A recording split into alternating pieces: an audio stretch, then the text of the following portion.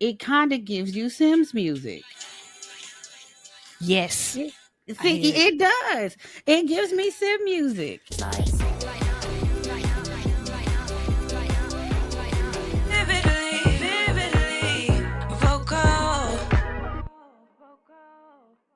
Hey, everybody.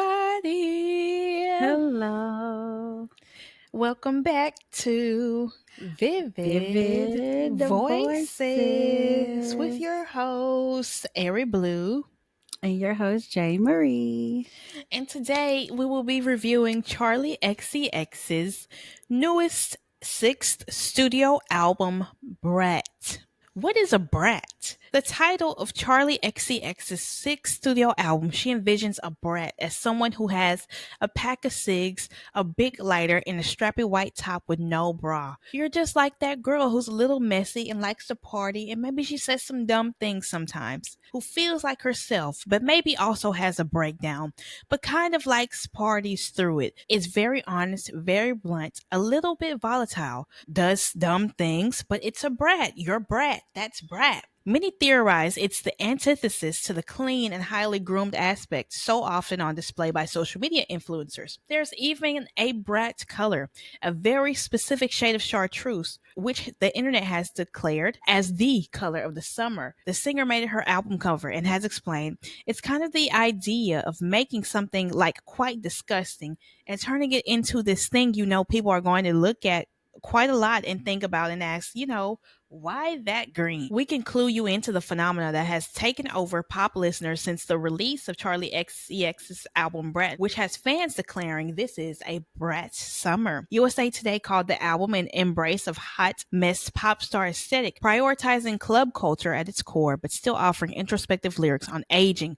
womanhood, grief, and anxiety. That's a good starting place to understanding what this trend is all about. Brat summer is the lifestyle associated with being a brat, and not in the way you may think. Charli XCX fans aren't throwing tantrums like badly behaved children. Being a brat to them means indulging in pleasure and not concerning yourself with societal expectations. Rather than conforming to the status quo on matters of aging, clean living, or etiquette, brats focus more on having fun, embracing their community, and apologetically embracing their individuality. It's being confident, putting yourself out there, being out, being about, and being the center of attention. Now, I Jay love Marie, did that. you like the album? I did. I actually have a few with hearts that I liked a lot. I have 4 songs on that whole album that I really, really enjoyed.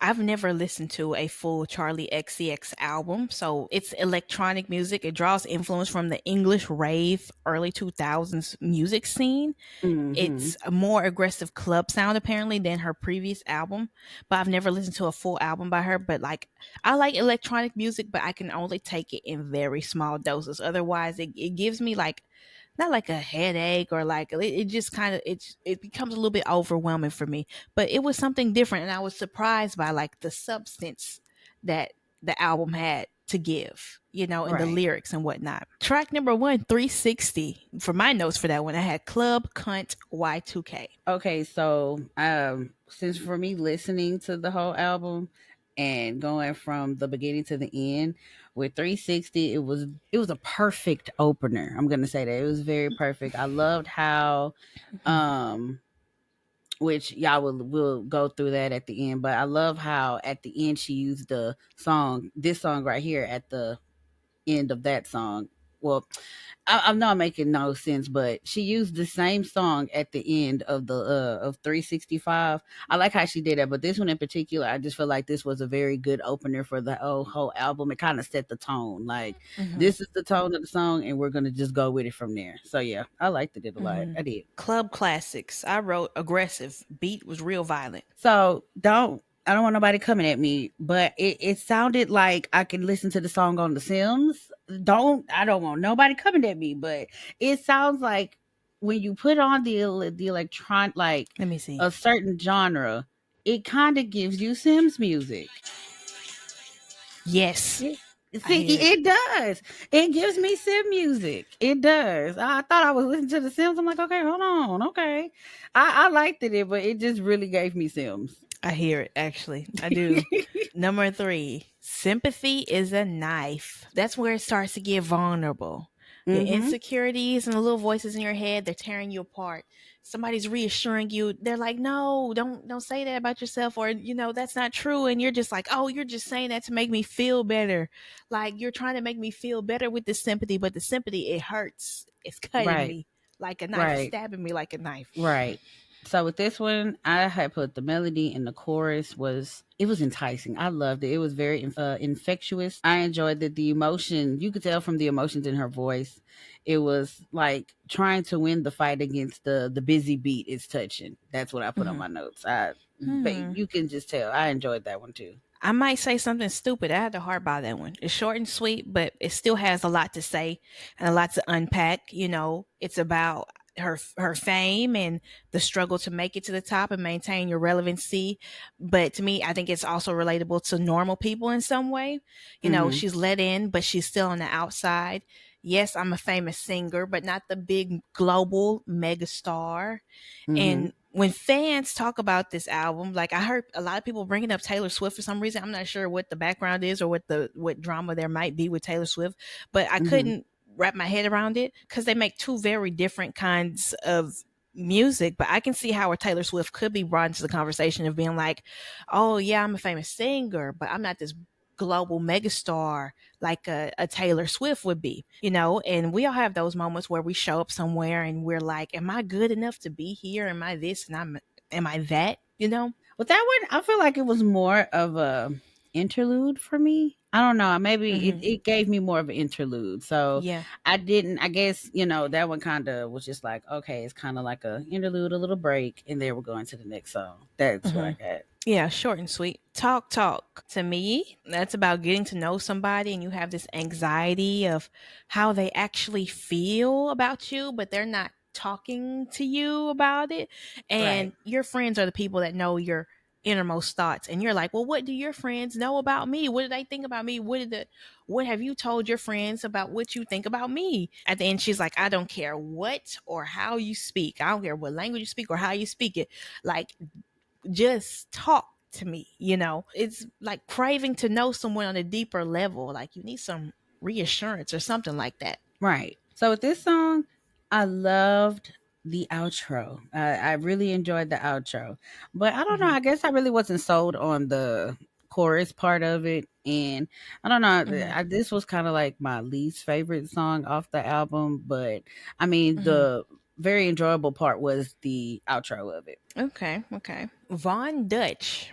I wrote, I'm that bitch for no other reason than besides the fact I am that bitch and you are Mm, obsessed with me for being that right. bitch. I First of all, her vocals was very hypnotic. Okay, I Hmm. have a heart on that one because I enjoyed that one. And this song, I don't know, it gives me very much like in your face type of songs. Like I really enjoyed that one. Like it was just like, and this is the song.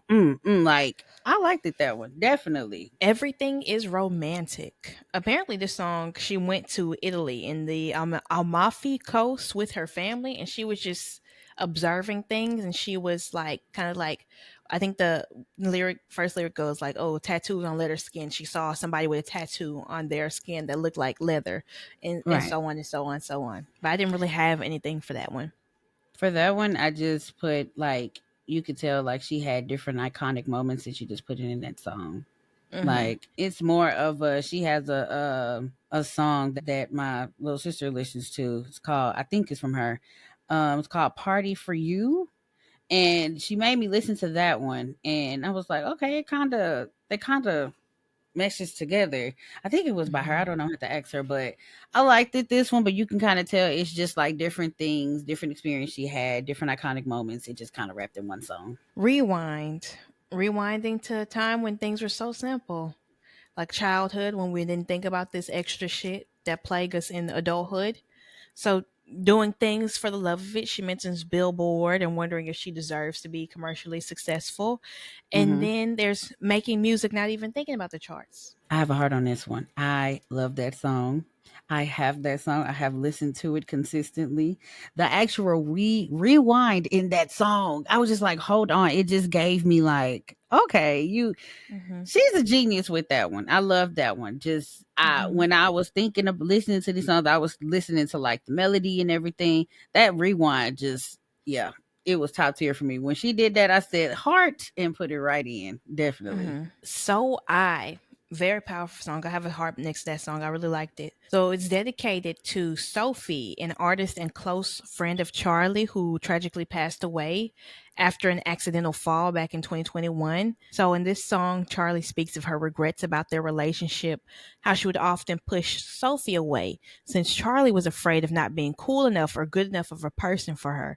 Charlie also suggests that she would have kept Sophie closer if she had known Sophie would pass away so soon. I think that can apply to other forms of loss, and it's very relatable for other people who have lost somebody as well. Yes, I definitely love that song. When I heard it for the first time, I have another song in my playlist by Toe Love called "No One Dies from Love," and the Mhm. hook kind of resembled that one because that song, I love that song. It's a vulnerable song, and this one gave very much vulnerable. It gave beautiful. It just was. I don't know. It has a special place in my heart because it just, I don't know. It was the melody. It was the vocals. It just was such a pretty and beautiful song. I liked it this one a lot. Girl, so confusing. It's confusing to be a girl. There's a girl in your orbit who you're confused about your relationship status with. You're not beefing, but you're not friends, but the energy's kind of weird, and you don't know if she Hmm. likes you or she hates you. Da da da da. Yeah, I liked it the moral of the song, and I feel like this generation, if they do listen to Charlie, that song will kind of be their song to go to because it's like, girl, so confusing. Like it basically the moral of the song, and like the verses and the pre-chorus, it went hard. Loved it. Apple. To me, that's about generational trauma. I've recently had that moment where you're looking at your parents and you see yourself, because all we are is a product of our environment, and most of us, most commonly for us, is our parents. And you're like, fuck this, I don't want to look at that, so I'm gonna leave and I'm gonna escape. I'm gonna drive to the airport, like she said. Apple, I have a heart on Apple. Apple, it's a very fun song with the hooky verse, and the lyrics, it could be interpreted in so many different ways. This song gave me like the song "Video Killed the Radio Star." It's an old '80s classic, but that's what that song gave me, and I love that song. So when I listen to Apple, I say, yeah, this is gonna be the one. So yes, I liked it this one. B2B, that beat got my hips moving. But Mm-hmm. it's about not wanting to repeat the same cycle with a person in terms of reuniting and getting back together with them. That's relatable. But it took a long time, a lot of work to heal and grow from you. So I'm not trying to go back to that. Like you go back to her. I'm not trying to go Right. back to you. Like, please. This one, I have a heart about this one. It was a banger. I mean, it's very amazing to see like her put such emotions into that instrumental. I loved it that one. Like, I was over here bobbing and weaving my head and, jamming, had it on. Actually, when I was washing dishes earlier, I love that one. Definitely, yes. Mean Girls, I liked the piano breakdown at the end. I have that on here. Yes. So with this one, the song gives me it gives me like a mixture of like this song called "Sexy Bitch" by David Guetta. The piano part, yes, it did. It had me hooked, but I'm not gonna lie. Listening to it, it's like it gave me another version with the piano part. It had like a mixture of songs for me because I listened to some crazy things.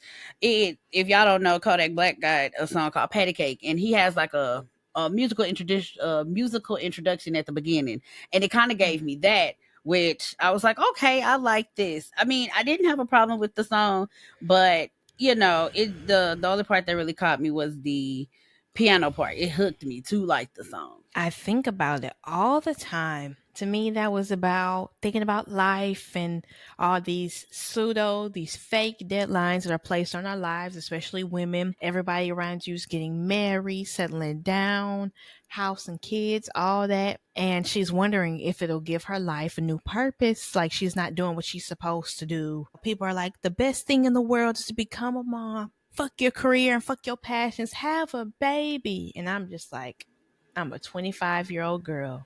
I cannot do that. This song was cute. It was cute for me. I have right here. It was cute, and you can tell because again, my little sister listens to Charlie. You can tell the product. You can tell like with the production and everything. You can tell this song was Charlie. You can tell. Like Mm-hmm. all her songs on her album was Charlie, but this one, this gave her. 365, partying all year, all 365 days of the year. From like I said, from 360 perfect opener. This one right here, perfect way to close the album. Reusing the 360 beat, it was very brilliant. I loved it for closing the album. When you put that 360 in, I was just like, girl, genius. It yeah, I liked it this one. From the beginning one to this one, yes, I liked it this one. This was an enjoyable listen. I'm not usually I listen to electronic music sparingly, but I enjoyed it. I was surprised by like the vulnerability that she showed in this. Interesting something I read on Reddit in the Charlie XCX subreddit for the discussion for the album. Somebody said, "This is how I describe Brett all the time. Brett is like having a meaningful conversation with someone while partying in the club. It doesn't usually happen, but when it does, there's crying involved."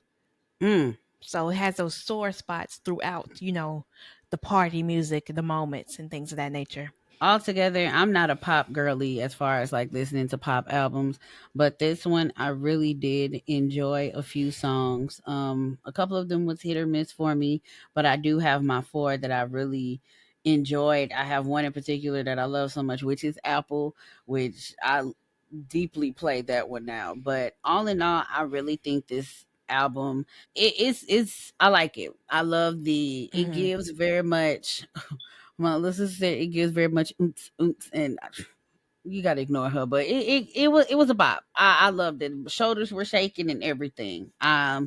Charlie, you definitely then got a new fan because I enjoyed Hmm. this album. I did. I enjoyed it too. Well, you guys, that was our perspective in our review on Charlie's Brat album. I would say again before closing the episode, I'm gonna give this a. If I were to rate it, I would give this a 7 out of 10. Only because I'm not a pop girly, but I still enjoyed it. I would definitely give it a 7 out of 10. I'll give it a 7. I am a pop girly, but I recognize this is electronic dance club music.